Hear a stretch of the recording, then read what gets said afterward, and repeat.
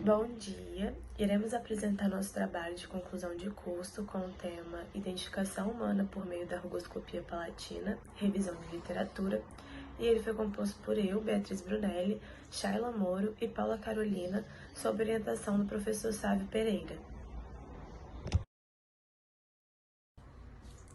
A odontologia legal é uma especialidade que busca, dentro da sua área de atuação, que pode ser civil, criminal, trabalhista ou administrativa, colaborar com a justiça por meio da investigação de fenômenos psíquicos, químicos, físicos ou biológicos que possam atingir os seres humanos. O profissional que é especializado nessa área, ele pode atuar de diversas maneiras, inclusive na identificação humana. Mas para que essa identificação aconteça, é preciso que o cirurgião dentista tenha arquivado corretamente o prontuário odontológico.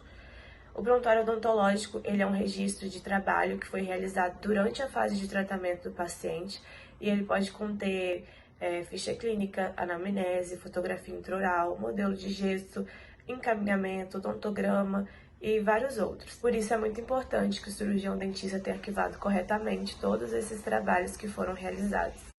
O estudo tem como objetivo revisar a literatura, evidenciando a necessidade e importância da rugoscopia palatina no processo de identificação humana, e ele também se mostra ser um método eficaz e de fácil uso.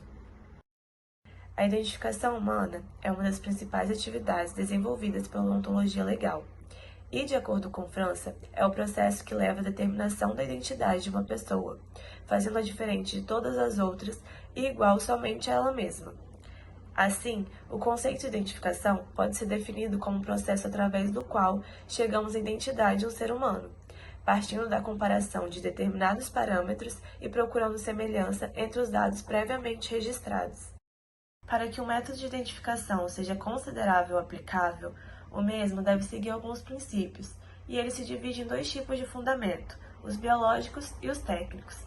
Dentre os biológicos temos unicidade ou individualidade, que significa que apenas um único indivíduo pode conter determinadas características que devem ser diferentes das demais, imutabilidade ou perenidade, que significa que os atributos não se alteram com o passar do tempo, ou seja, o indivíduo nasce, vive e morre sem que se verifiquem alterações, é a capacidade que o elemento tem de resistir à ação do tempo e pode ser facilmente explicável através das rugas palatinas, que se desenvolvem por volta do terceiro mês de vida intrauterina e apenas desaparecem após a morte do indivíduo.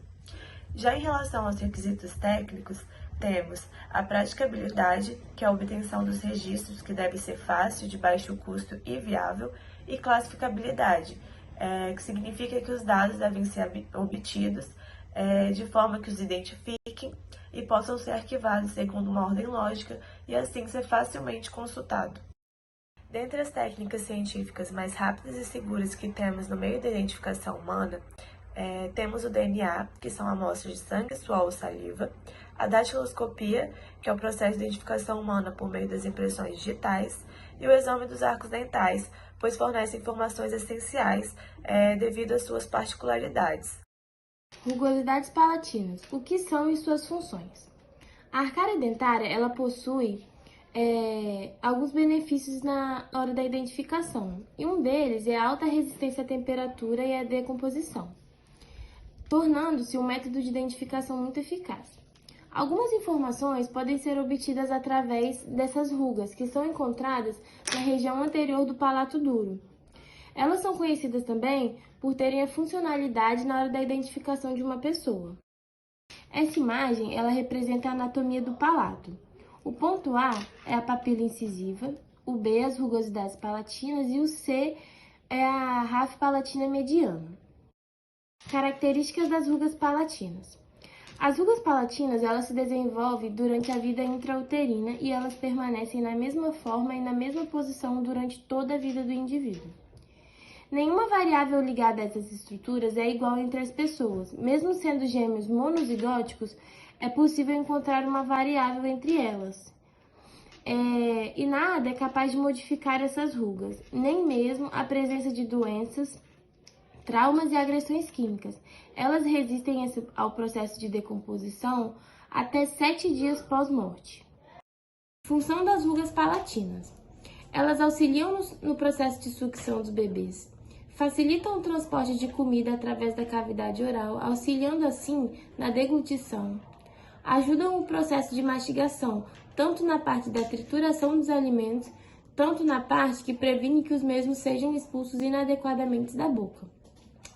Auxiliam também na retenção de saliva, de forma que a digestão primária dos alimentos aconteça através das enzimas responsáveis pela hidrólise. Auxiliam na fonação, conferindo a peculiaridade e o timbre do som da voz.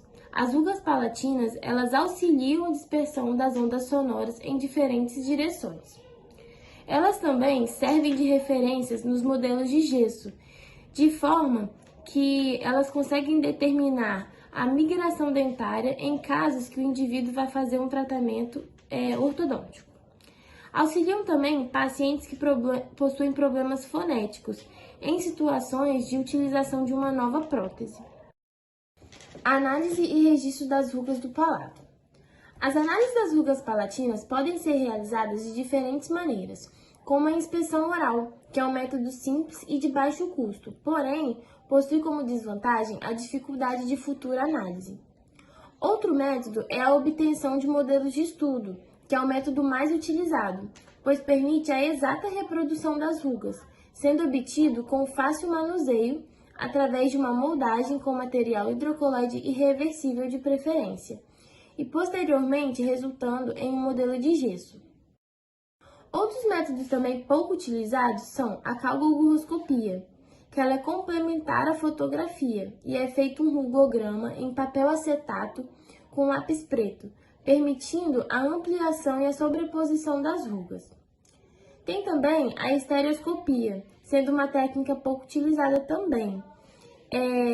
Ela é o uso de duas fotografias das rugas de dois pontos de vista distintos, com os eixos mais paralelos possíveis. Essas imagens são colocadas em um estereoscópio e, caso essas fotografias sejam idênticas à imagem, ela estará em alto relevo. Um outro método também é a estereofotogrametria, uma técnica cara onde se utiliza o Tasker Matra, um aparelho que permite a medição do comprimento e a posição exata das rugas. Rugoscopia palatina. O que é, a sua importância e os seus principais métodos de identificação? A rugoscopia palatina é o nome dado ao estudo das pregas palatinas, forma, tamanho e posição, para obter a individualidade de uma pessoa, segundo Charcauí em 1998. Dentre as vantagens da rugoscopia palatina, temos que ela é bastante útil em acidentes em massa, a resistência pós-morte de até 7 dias, o baixo custo e a estabilidade ao longo do tempo. Essas características, aliadas à individualidade e unicidade, fazem com que a palatoscopia seja um parâmetro de identificação essencial da odontologia forense. E em casos onde o cadáver que se pretende identificar não possui dentes, os métodos disponíveis para identificação são bastante reduzidos. E é aí que podemos observar a importância da palatoscopia, pois consegue obter o padrão das rugas palatinas de forma rápida e fácil, ou a partir do palato duro ou a partir de próteses dentárias. Existe um leque de classificações das rugosidades palatinas para auxiliar na identificação humana, como de Gória, Lopes de Leão, Tromba Hermosa, Carreia, Silva, Martins dos Santos, Liceu, Bassauri e Thomas e Cortes. De acordo com Bento, a primeira classificação a ser encontrada na literatura foi a de Addison Allen, em 1889. E em 1911, Gória criou seu próprio método. Apesar de não ser muito encontrado na literatura, ele categorizava as rugosidades de acordo com a sua quantidade e a região em que estava em relação aos dentes. E em 1924, foi a vez de Lopes de Leão, que criou um sistema semelhante ao datiloscópico e é considerado um dos mais importantes. Lopes de Leão criou um sistema que dividia as rugas em simples e compostas. Como mostra na imagem, as simples eram classificadas em linha, curva, ângulo, circular e ondulada, e representadas pelas numerações de 1 a 5. As compostas eram formadas pela união de duas rugas simples. Como exemplo, a primeira ruga composta é formada por uma ruga linha e uma ruga curva, e assim é representada pela numeração 1 e 2. Baseando na classificação de Liceu de 1955, Thomas e Cortes consideravam a forma, direção e comprimento das rugosidades.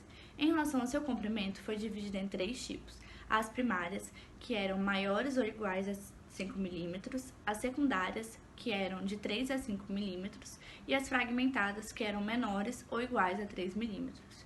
E o que difere a classificação de Thomas e Cortes para a de Liceu é que Thomas e Cortes consideravam as rugas menores que 2 milímetros.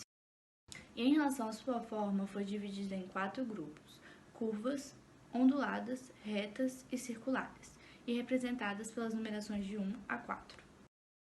Sendo assim, todas as características até aqui referidas, tais como a singularidade, perenidade, imutabilidade e baixo custo do exame, defendem que as rugas palatinas têm condições para ser utilizadas na identificação humana. As objeções são algumas desvantagens que a rugoscopia palatina apresenta. Apesar das rugas palatinas estarem presentes em um lugar estratégico, há alguns eventos que podem alterá-las, tais como a sucção digital excessiva na infância, traumas como perda de dente e a pressão persistente de próteses e tratamento ortodôntico. Além disso, algumas malformações congênitas que alteram o palato, como a fenda palatina, irão alterar a forma e o padrão das rugas. Mesmo que as rugas palatinas resistem de 5 a 7 dias, elas são afetadas pelo processo de decomposição.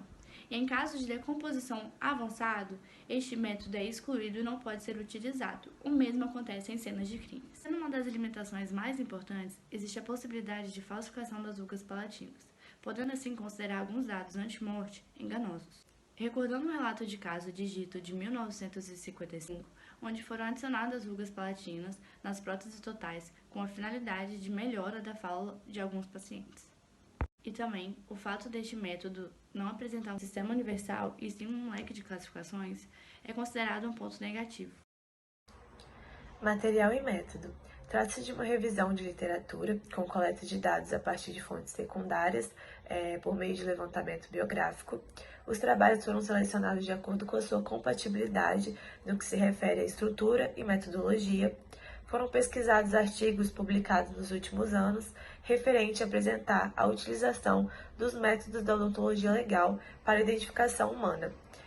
Como critério de inclusão, utilizou-se os artigos com as seguintes palavras-chave: odontologia legal, identificação de vítimas, rugas palatinas, rugoscopia palatina e registros odontológicos. Resultados e discussões. Navoy Silva, Caldas Magalhães e Afonso concordam no que diz respeito à praticabilidade e eficácia da rugoscopia palatina na identificação humana, pelo fato das rugas serem imutáveis desde antes do nascimento até 7 dias após a morte, podendo ser utilizada em ocasiões onde os métodos tradicionalmente estabelecidos estejam indisponíveis. Tornavoy afirma que a utilização do disjuntor palatino não altera os padrões das rugas, mas Venegas e Saraf concordam que há eventos que podem alterá-las, tais como a sucção digital excessiva na infância, algumas extrações e forças exageradas do tratamento ortodôntico. Lopes de Leão, Trombermosa, Bassauri e Silva classificaram as rugas pela sua forma. E como exemplo temos as tabelas de classificação de Trombermosa e Bassauri, podendo assim observar que são bastante semelhantes. Carreia, em 1937, iniciou um novo método de identificação, não mais pela sua forma, mas sim pelo direcionamento das rugas, sendo que a tipo 1 era em direção póstero-anterior, tipo 2 perpendicular à ráfia palatina mediana, tipo 3 antero-posterior e tipo 4 em várias direções. Em 1952, Martins dos Santos iniciou uma nova classificação, que era pela sua localização e forma das rugas. Liceu e Cormoy optaram por avaliar as rugas de acordo com seu comprimento, mas existe uma diferença, onde Liceu não avaliava as rugas menores que 2 milímetros, já Cormoy optou por avaliá-las. Baseando nessas classificações, Thomas e Cortes criaram uma que é considerada a mais completa, que avalia as rugas palatinas de acordo com seu comprimento e pela sua forma. Conclusão. De acordo com a nossa revisão de literatura, ficou evidente que a rugoscopia palatina ela é um método eficaz na identificação, sendo uma técnica de baixo custo, possuindo um alto teor de sucesso e uma pequena complexibilidade na sua execução. Vimos também que é de extrema importância que o profissional preencha e arquive corretamente o prontuário odontológico de seus pacientes. E todos os métodos aqui ilustrados são aplicáveis na identificação humana. Hoje se tem a dificuldade na busca de documentação, pois no Brasil não tem um banco de dados digitais e universal, banco no qual seria necessário, pois auxiliaria na busca e diminuindo o tempo e maximizando o serviço a ser prestado. Com isso, se tem a necessidade de que nos consultórios vire rotina o armazenamento da documentação em questão, viabilizando também armazenamento digital, que facilita a confecção de um prontuário eletrônico, servindo também para facilitar as pesquisas em casos de necessidades legais.